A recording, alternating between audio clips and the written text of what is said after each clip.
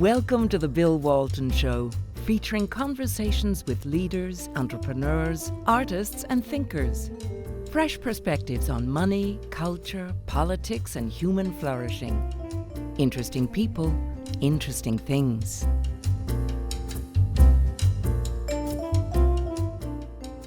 Welcome to the Bill Walton Show. As those of you watching this can see, we've moved our location of the studio into my library, which allows us to have our guests join via an app called Zoom. And today's guests are economist Steve Moore and Dr. Jay Richards. Our topic is what's on everybody's mind, the coronavirus and the health implications, and increasingly, what are the economic implications and what are the trade-offs? It's a vast and complicated problem. And again, for those of you watching, I'm waving a stack of articles here that I cut out in just the last 3 days. I like to do a lot of research, but this almost defies pulling it into something succinct. We've got headlines here: coronavirus vindicates capitalism. On the other hand, we're about to find out how robust civilization is. And then the other one here is normal is not an option. With me are two men who know how to sort this out, can help with context, perspective, and what the trade-offs are. Steve Moore is an economic advisor to President Trump and is an economist with FreedomWorks. And Dr. Jay Richards is a professor at Catholic University and also the executive editor of The Stream. Jay, you just wrote something this morning, or published, I think, online about why the virus might be less deadly than we thought. Can you help us out with where we are with the health issues, and then we're going to segue towards the economic issues? Well, Bill, you certainly said it. I mean, it's a complicated issue because we're trying to read the tea leaves right now. We don't have real-time death numbers, for instance, in Italy. We don't know exactly how many people total are dying in Italy, and there are these complicated issues between how many people are testing positive with the virus, how many people that are dying that test positive for the virus. And then another question is, okay, is the virus causing those deaths, or is it causing a percentage of them? That's tough stuff to untangle. And in this piece that I wrote with a biologist and statistician, what we're saying is that the trend at the moment in Italy looks like deaths from the associated coronavirus deaths is starting to level off. If that continues for a few days, what that means is that this pandemic will look like other viral pandemics and probably ultimately be less severe than, say, the Spanish flu from a century ago, which is good news. And we make a risky prediction that these numbers in Italy are going to level off. And we'll find out if we're right in the next few days. If so, Italy's probably 2 weeks ahead of us. And so that would be a positive harbinger for other countries that might give some policy guidance if it pans out. Yeah, the chart I saw showed going back down after going back up for the last couple of weeks. Steve, what are you hearing? What are your thoughts? Well, about the deaths and the health consequences, I don't have a lot to add, but I did want to add something to the conversation here, because you talked about this, Bill, correctly, as fitting sort of our economy versus the public health risks. But I want to just add something else to this, Bill, because you and I kind of lean in the libertarian direction. And in addition to some of the economic ramifications, I am very nervous about the civil liberties that are being trampled upon by government here. When you have a government in a state like California that's telling people that can't go out of their house, setting curfews, essentially, in some cases they're arresting people for congregating. That I have big problems with that. I mean, it's one thing to segregate people who are sick and have a virus that is contagious to make sure they don't make other people ill. I have a big problem with telling adults that they can't go out of their house at night and things of that nature. So I want to add that to this equation, because it's spreading to many states now where the government is telling you can and can't, what you can and can't do. Jay, thoughts? Yeah, Bill. And I also think the way we want to frame this, because this is what's happening on Twitter right now, is people are saying, well, so do you want to kill your grandma, or do you want to improve the Dow Jones Industrial Average? That's not the right way of framing this, because the economy is about human beings, right? And so it's not like there's 5 guys on Wall Street and they're isolated from all the workers that are going to be hurt. The reality is if we devastate our economy, that also is about human life. And so on both sides, we're trying to make this complicated calculation. The president's trying to do this. He's saying, okay, so how much benefit is there to these draconian measures, and how many lives on the other side are going to be lost because of our response. And that's important. This is not Wall Street versus Main Street or the people versus the Dow Jones Industrial Average. This is lives versus lives, and we got to get the balance right. Well, and by And contrast, Jay, I'm so glad you said that because, I was one of the leading people saying, hey, we got to at some point get this economy reopened. The idea of keeping it shut for 8 to 10 to 12 weeks to me is economic Armageddon. But, I've been very savagely criticized from people on the left saying, Seymour cares more about the stock market than people's lives. But one of the things, Bill, that annoys me about that argument is, wait a minute, who are the people that are absolutely getting creamed if we keep this economy shut down for 4, 6, 8, 10 weeks? It's the lowest income people. It's the people at the bottom of the income scale. Yeah. The three of us are going to be okay, right? We're going to survive this. We have savings. We have incomes. But what about people who are living paycheck to paycheck? And so we have to think about what impact this will have on, millions of people that are going to face potential deprivation. There's also highly associated with unemployment is things like suicide rates, drug abuse, depression. So you're right, Jay. An economic shutdown has a big health consequence as well. Well, a massive shutdown, knocking the economy down 10, 15% would throw so many people out of work, would create so many financial hardships that we're going to see related health issues as it goes with that downturn. So this is not a question of one path. There's one path to save lives and another path, doesn't. I think both of them involve trade-offs. There's a comparison here. I think I saw this today. The CDC estimated in 2018, 2019, 35 million people got sick from the flu. 16 million went to a doctor, something like 490,000 were hospitalized, and 34,000 people died from the flu, which was about a 1% death rate. And I also think I heard the people at CDC today saying this death rate from coronavirus is hovering around 1%. So we're really talking about something that's comparable to the flu, although I know that's not politically correct to say that. Well, and the reason it's not, Bill, is mainly because of these epidemiological models that say we're just getting started. Yeah. So if you're comparing sort of current coronavirus associated deaths with the flu it's a huge thing that we all just live with, right? It's just a kind of a part of our daily lives. The idea is that, well, this is going to be much worse. It's not bad yet, but it's going to get much worse. That's kind of the open question. And the problem is we're not dealing at the moment directly with data. We're dealing with model predictions and trying to decide, okay, how much certainty do we have that these models are going to pan out or not? So what do you think the number is? Well, at the moment, I wouldn't be willing to say, though, in our piece today at the stream, we think that it's leveling off in Italy. And if that's a harbinger of other countries, just like it's already happened, presumably if China's telling the truth and in South Korea, then it'll level off in the United States as well. And so the total, at least sort of comparatively speaking, will be significantly less than the Spanish flu, which was a disaster. I'm not saying that was no big deal, but the entire global economy did not shut down over it. And so that's why we really need to get a handle on, okay, what's the risk, say, of reopening at Easter, given the serious risk to life and health of keeping the economy shut down that long? Steve?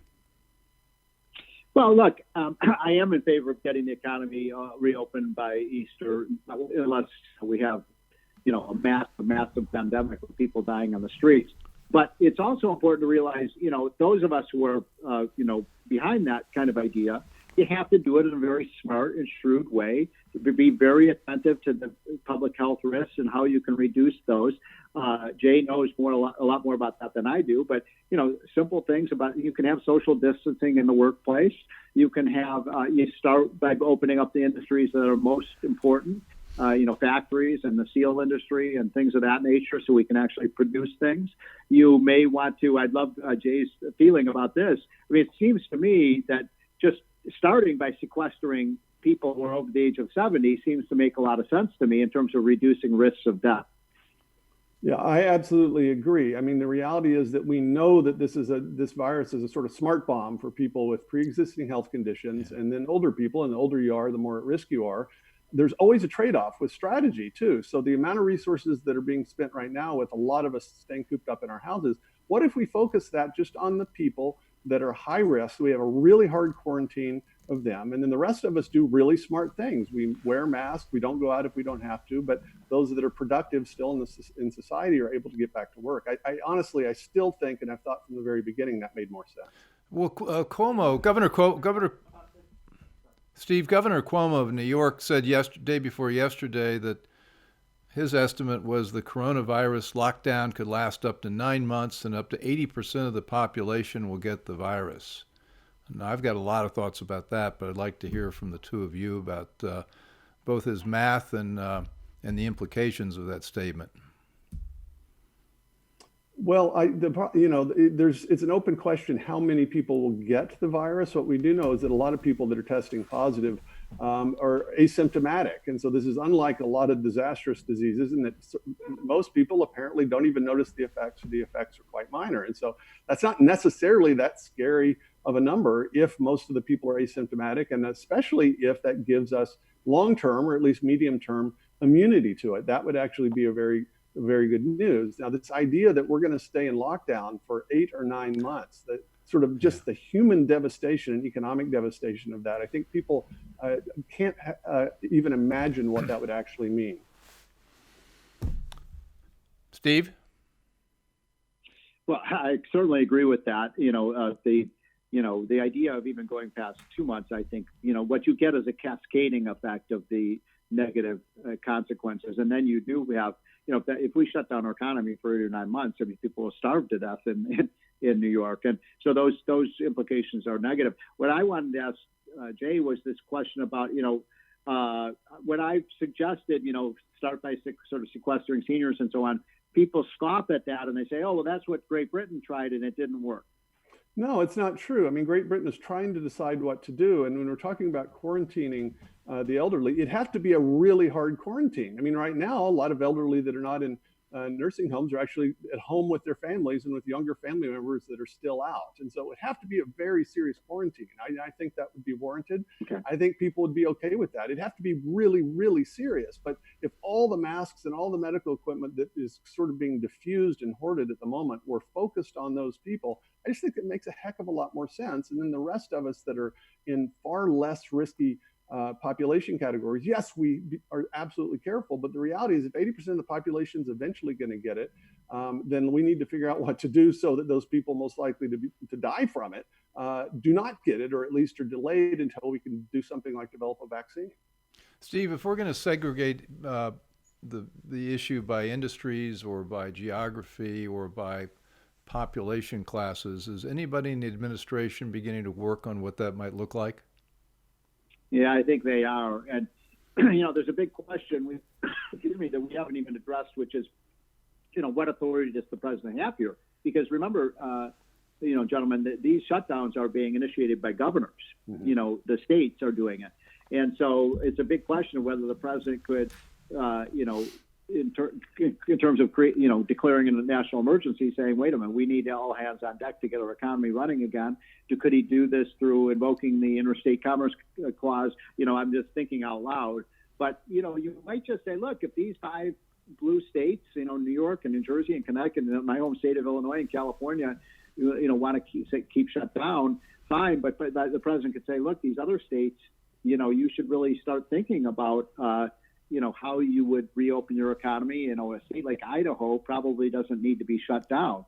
So I think that's what the strategy should be. Well, it's difficult to know when it's so politicized as well, because you get blue state governors, and there seems to be, well, I believe there's an incredible political agenda here, and that the left would do anything to see Trump not reelected in November of 2020. And so a lot of what's being prescribed as a policy move or shutting things down also seems to have a political aspect. Well, Bill, honestly, I think that's something that's making this so toxic. Just ask yourself this question. Imagine that Barack Obama, President Obama, or Hillary Clinton were president right now, and say, how do you think the media would be acting in that context? And then say, now, do you think they're acting the same way with Donald Trump in the White House? Of course not. I mean, everyone knows the answer to that question. And so almost all of this it gets framed in a political way. The press conferences with the media are focused not on substance very often, but on the name that the president uses for the virus. I mean, it's really quite absurd. And then the kind of bitter reality that nobody wants to talk about, but even organizations like the World Health Organization, I'm not disparaging them, but they also have a kind of political cast. And so if you can get the media talking to scientific officials at these bodies, trashing the president, right, that just sort of fuels this. And so I honestly think there's going to need to be a reckoning on the media's behavior on this when this is all over. Steve? Well, I mean, Bill, just look at this aid package that, whether you favor it or not, if you're going to do the aid package, you got to get the money out to the businesses and the, individual families that need it. And it's been delayed, it should have been done, in 48 hours. And yet it's become totally politicized. And then, you look at, what Pelosi is doing. I mean, she wants to pass the Green New Deal in this thing. She wants, abortion rights. She wants, permanent paid leave. She wants, by the way, 4 months, and this is in the package, 4 months of unemployment insurance, 100% pay. I mean, the problem is we get the economy opened up in 2 months and you give everybody 4 months of pay without working, it's going to be hard to get the economy moving again. Well, and the other thing that's troubling me is that we have domestic politics, but the Chinese seem to have turned this thing around so that they're now viewing this, calling this the Trump pandemic, and they're trying to make diplomatic hay by doing things like sending Chinese doctors to Italy. How much do you think that's playing a role here? I honestly think, there needs to be a reckoning with China as well, of course. I think that a lot of the propaganda activity, except for the media broadcasting it because it has a kind of anti-Trump spin, I don't think anybody actually buys it, including the Western media. I assume that much of this is for consumption of people inside China. And so the question is going to be, look, everybody knows where this started. We've got the epidemiological models. We know where it started, not just in China, but down to probably a square mile. And so there's not this kind of open question there. The question is whether the media are going to broadcast this calumny from China and from its propaganda. I think that's much more troubling than what China itself is doing. Of course they're going to do this. What would you expect them to do? Well, I tend to be a silver lining guy, and one of the silver linings I see here is we've been doing shows on China and the ambitions China has economically, militarily, culturally to dominate the world. And one of the things we've been doing is we've been sort of whistling past the graveyard with our medical supply chain very much tied up inside China and the manufacturing that's being done there. I was in my dentist office the other day who said, let me show you something interesting. And he said, look around this office. Everything in this office you can see has a place of manufacture on the label. And he showed me, and the machines and the gauze and that sort of thing. And then he said, look at this drug container. See if you can find its place of manufacture on the drug bottle. And you think about it, none of our medicine shows us where tells us where it's manufactured, and we've got tremendous percentage of very important medicines and other technology subcomponents manufactured in China. And so this kind of crisis, I think, wakes people up, wakes corporations up. And I'm a big fan of what the big companies are doing right now to deal with this crisis, but I think it's going to wake people up to the vulnerabilities we have with China. Thoughts? No, I agree. I mean, I think China is the big loser here, and when this is all said and done, the fact that it might be millions of people who die worldwide because of China's failure to come clean about how serious this virus was. The fact that I can't tell you how many CEOs of businesses I've talked to have said we're really rethinking China as part of the supply chain, their reliability. And I think the American people are disgusted by their behavior.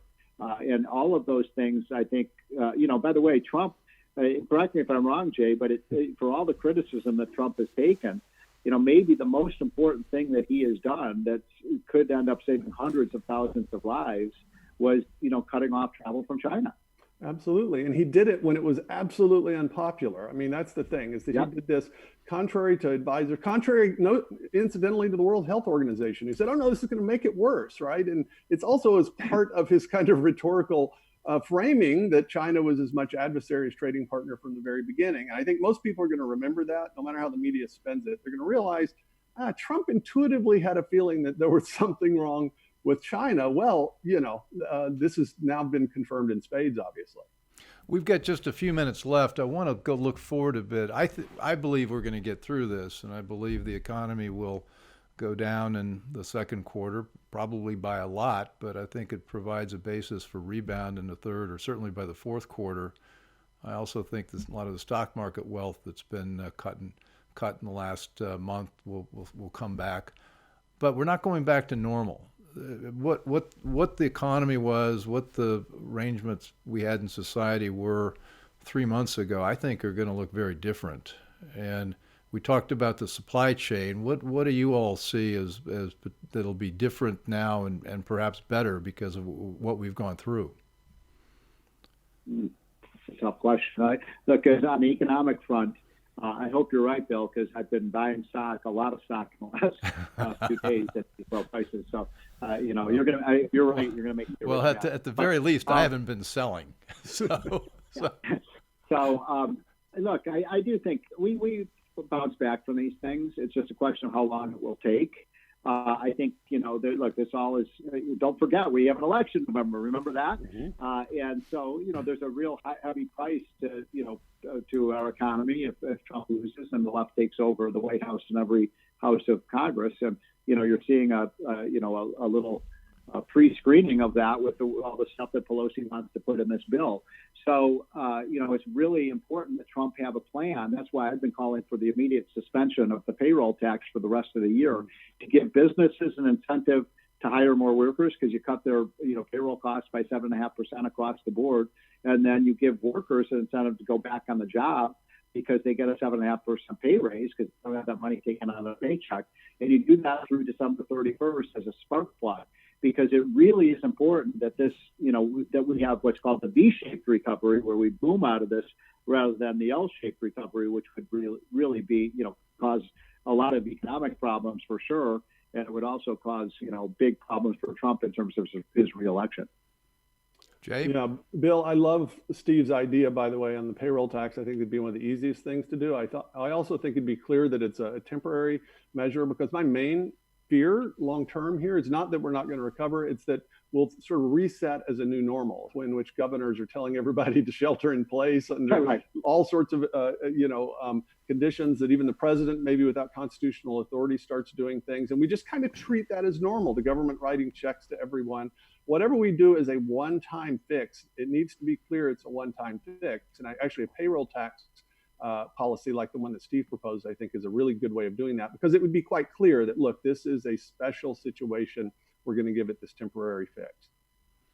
And by the way, Jay, along the lines of what you're talking about, and Bill, the thing that I guarantee you can, let's talk, 6 months from now, I guarantee you when this is over, the leftists can call for a massive increase in taxes on the Bill Waltons of the world.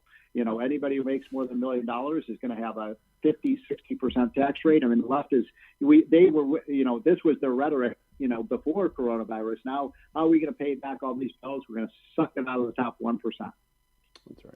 And of course, that will destroy the economy. That's right. Well, I guess I'm an optimist. I think the way Trump's handling this is on balance very good. And I think he looks like a political winner as a consequence of the way he's handling the crisis. And he'll always have his critics on the left. And if the Trump want to call it or the Chinese want to call it the Trump virus, so be it. But I think his odds of winning in November have gone up, particularly when you compare his performance to Joe Biden's video yesterday. That's right. I think if people make that comparison, I think that Trump can only do well. I think we've got our campaign video. It's also interesting that the two entities that are calling it the Trump virus are the Chinese government and the New York Times. What do they have in common? Well, so Steve, could you sort of summarize where you think we are with the stimulus, or whatever word they're trying to use to paint $2 trillion as being? How do you see that package? Well, it's you have to get the money out of the government to shut down the government, so the economy. So businesses need some help to get over the hump. But think about it in this terms: for $2 trillion, we could eliminate the income tax for the rest of the year. What would be better for the long-term prospects of the American economy? So, there's a heavy, heavy price to this. The other thing, quickly, I'll say, Bill, it doesn't matter how much money the Fed prints, and they're printing a lot of it. It doesn't matter how many checks the Congress writes to people. If we're not producing anything, there's nothing to buy, right? The economic equation starts with production. And so this idea that somehow we just dump more and more and more money into an economy that isn't producing anything, sorry, that doesn't work. At some point, you get to the grocery store or the supermarket or the hardware store, and there's nothing on the shelves. Jay? Absolutely. That's the kind of clear point, is that, stimulus without anything to buy is just going to ultimately be inflationary. And so it's not going to do any good for anyone, and it's going to actually just reduce people's savings. And so I really hope that whatever comes together on the Hill is something better rather than worse. I think at the moment that's an open question. Well, there's an awful lot of garbage in the $2 trillion, but I think on balance it's psychological, and I suppose it'll have that effect. That may be a drug that wears off pretty quickly, though. So we need more fundamental improvements. And Steve, I think to your other point, and I said at the outset, health and the economy, but our freedoms are the things that are most at risk right now. So Bill, I quoted in my last column a book that if people have some free time, and a lot of people have free time these days, is a book by Robert Higgs, and it's called Crisis and Leviathan. Are you familiar with that book, Bill? No, I'm sorry. The author is, again? Robert Higgs. It's a very, very famous economic book. It's called Crisis and Leviathan. Right. And the theme of the book is that every time we have a crisis in America, guess what happens? Government grows. Mm-hmm. And it grows not just during the crisis, it ratchets up to a higher level. That was true after the Great Depression, after World War II, after the Civil War. So government feeds on crisis. Mm-hmm. Well, I think let's call those the last words for today. I'd like to have you both back on in a short time to assess where we are then. As I say, I think we are going to get through this, and I think Jay Richards and Steve Moore, you've been incredibly helpful in putting some of this in perspective. So thank you for that, and maybe you guys can all go back to saving the country. All right, thanks, Bill. Good to be with you. Okay, thanks for all you do, Bill. Okay, been watching the Bill Walton Show.